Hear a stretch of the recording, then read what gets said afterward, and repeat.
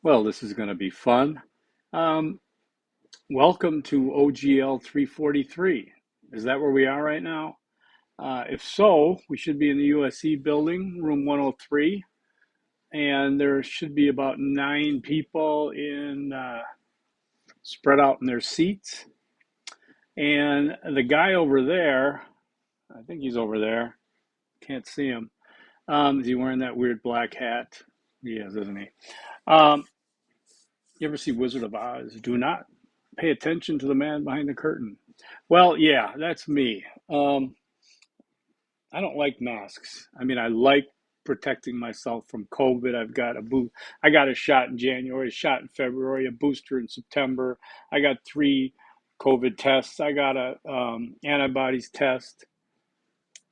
I wear a mask when I have to, and apparently I have to. I did not think we'd be wearing masks in the spring, but it's worse than it was last year. um, and I'll tell you why I don't like wearing masks. You know, you could take your mask off over there, but all you're going to do is you're going to have mask beard. It's going to be all over the place. I don't have a problem up here. Open the top of my Jeep and on my way. But this thing really ruined my anything I had going for me at all. So, just mad about the whole thing. Anyways, I'm gonna have a hard time. I don't know, talking through my mask. It's a KN95, multiple filters in there. We have our requirements, and so I thought I'd kind of introduce myself this way, so that you could at least hear me, hopefully, and I don't have to kind of mumble. I was at Walmart today. True story, hand to God. I was at Walmart before I picked up my son, and I was looking for cotton balls. I need him to take my insulin shot, and stuff. But so I go to the cosmetics department, and they know me because of that crazy hat. They know who I am, even with a mask on. I got my regulars and real nice gal. She's working in cosmetics today, and I said, "Hey, excuse me, where are the cotton balls?" And she had her mask on. I had my mask on, and we kind of had, what you can't show expressions, of course. Um, and she goes, "What?" I said, "Cotton balls." And she said, "You want condoms?" I mean, she's probably my age. We're like laughing. I'm like, "Oh my God, I got to teach class tomorrow. And I'm not going to be 2 feet away from this anybody." So that kind of really hit me as well to do this. I do teach online a lot. I've been teaching online before the crisis. And so I'm used to doing videos. I do videos for my classes going back 5 years, basically. Um, I've done my videos from all over the world. Before the pandemic, I was a digital nomad, Jeep nomad. I went across Europe in the summer of 18 with my son, and then in 19, I had my Jeep and I drove around the country when my son was living on campus. I said, "Oh, we're on campus. That's right. Normally I teach, I'm talking to students that are all over the world, but we're right here at the USC building." My office, by the way, is straight out that back door right there, and hang a right and hang another right and then a left, and it's right over there. I probably will never be in it. No, we can set up meetings anytime, but if you go straight out this door, I bet you my Jeep is parked right in front. Um, and so, anyhow, what is it? What am I going to tell you guys about myself? I'm going to introduce myself appropriately. I did not go to college till I was 52. I've had a lot of jobs. I've had probably 37 in my adult life, I think 42 altogether. Um, and I only was forced out of one of those jobs. The other ones I changed on my own voluntarily. I've been in almost every area of work that you can be in. And so, right now, while my expertise in academics is interdisciplinary studies, I'm certainly, I believe, qualified as a professor of practice to teach OGL. And I do have 4 OGL courses this session and 1 IDS session. And I don't know if anybody in this class or the next one has me Mondays and Wednesdays. I forget. Um, so I've been in a lot of businesses, like I said, and these things resonate with my students from all over the country and all over the world because they're doing things that I either did or I feel good about. And Now it's really sad that Bob Saget died. And I know that's, if you just, oh, you heard that, but I just sent that to my son. And he said, uh, so we're doing this live, people. I'm sorry. It's last night at 6:22. Okay, so I've done a lot.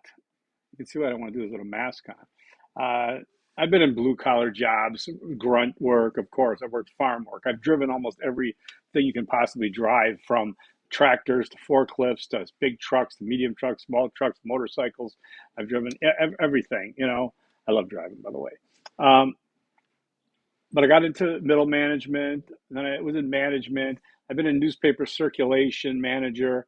I was in technology sales since '97, and $3 to $5 million of revenue every year I produced until 2010 when I went to school. But even now, it's my side hustle. I have one account left in Charleston, South Carolina, that still buys from me almost every day and has since September of 1997. And I've never even been there. I haven't spoke to anybody on the phone there in years. They just email me purchase orders. So it's a good gig to get if you can get it.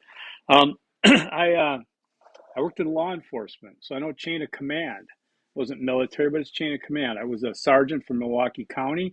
I was part of the emergency response team for the correctional institution. Then I became a sergeant, and I became a team leader for the emergency response team unit. And when I moved to Phoenix from Milwaukee, Wisconsin, I'm sorry, that's where I'm from. If you cut me, I bleed cheese whiz, and the Packers are my team. Okay. Um, I moved to Phoenix, got a job at Sheriff Joe's Corrections. I worked at Tent City, if you remember that. I found it to be the Wild Wild West. I didn't like it. I quit. I went into tech sales, and from an organizational standpoint, they're quite disparate, quite different. But what I did, I remember going through my interview process for the sales job in technology, and the vice president of sales, I was on my third interview or something, and he said, "Hey, how do you go from, you know, working the jails to selling computers over the phone?" And I said, "Well, humbly speaking," I said, uh, when I was an officer, like in Milwaukee, we had a dormitory with basically 88 charged felons. And it could be short timers, long time guys waiting to go to state prisons, whatever. But I said, on Fridays and Saturdays, especially, I'd have to take the remote control, turn the TV off in the day room, and tell people to go to bed at 9 o'clock. These guys.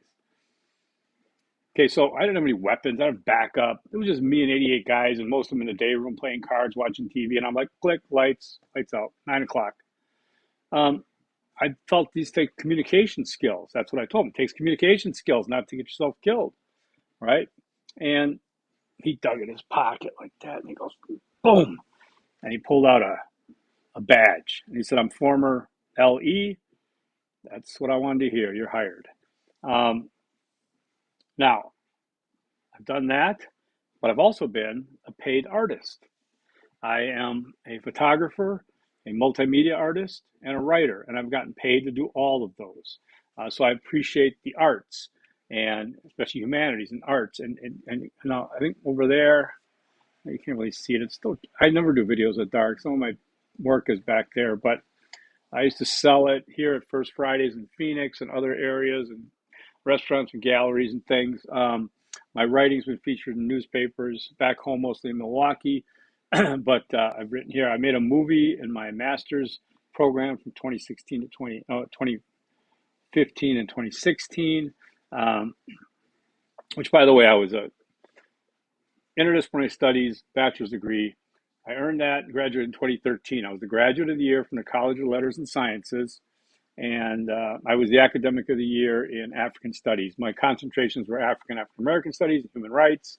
I ended up coming back to my master's here at ASU on the West Campus, and I did it in interdisciplinary studies, and I studied a lot about ideology, science and religion, and video editing, video making movies, things like that. And I did make a movie for my capstone project. I was asked to teach then here right after I got out. I was an adjunct for a year, had one class a semester, and then I went full time in 2017. So it'll be 5 years in May.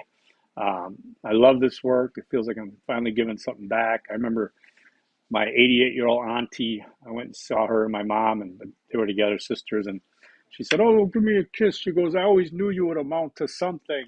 She's 88. I'm like 60. I'm like, oh my gosh. My son keeps texting me here. So I have two sons. Uh, one of them graduated from ASU Cronkite with journalism, and one of them just graduated last month from Barrett Honors in history. Um, history major there. Very proud of them. I raised them myself 24/7, 365 for the last 16 years. So again, for my, this classroom might be more on campus living, traditional students. I'm a non-traditional student. In many ways, it resonates with other people in my online courses from across the country, or either single parents, working, non-traditional students, those kind of things. But again, like I said, whatever your um, goals are through this program to advance in a career, to begin a career, to make your own career, to be an entrepreneur, what have you, please use me as a resource. I have a very big open door policy. That means send me an email. We'll get together in my office or outside at Starbucks in the campus or something if you'd like. Um, is he acting like, is he still talking over there? Yeah, I'm still talking here. Just settle down. Go bet on football or something. Okay, so anyways, this OGL 343, um, social processes and organizations. It's uh, it's an awesome looking course. I mean, I really like it. As far as a textbook, I think we're going to use this one here, Making a Team, with my University of Wisconsin. I'm just a fan. Rowing team on the cover. It's a good one, and you're going to read it. I would don't procrastinate, but talk more about it. I think we'll talk about the syllabus and about looking at Canvas. You've got this hybrid. No, you don't have the hybrid class. You're Mondays and Wednesdays. So we got to talk about that. I got to figure out what this mask thing is.